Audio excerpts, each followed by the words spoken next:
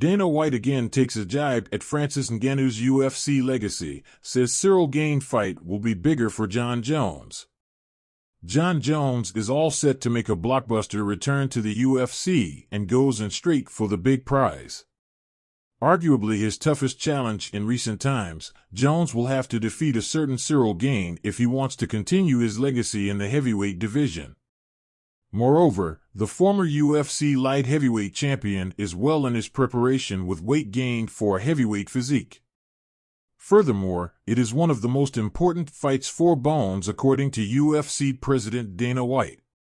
The UFC president had a lot to say about the Dream Heavyweight Champion fight. He even stated that Gane is the favorite to win the fight in UFC 285. Dana White reveals Ciryl Gane is the favorite against Jon Jones.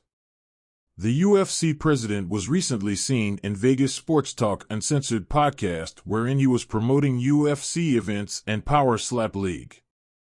He came across a question about Jon Jones and Ciryl Gane at UFC 285. White gave his opinion on what he thinks about the matchup.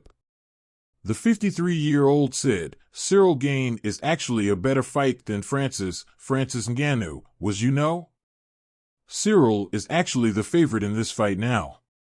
Francis was the underdog in fight going in with Jon Jones.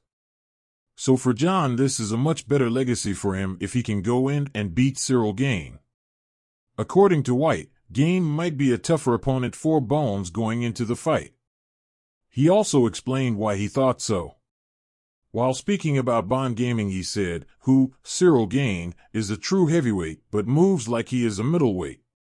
Stand-up is better. What did White say about Jones' legacy? The UFC president spoke about the UFC legend in the podcast.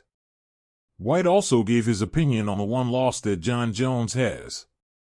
He said, so people, whether you don't like him or whatever your deal is, but you cannot deny that Jon Jones is the best of all time.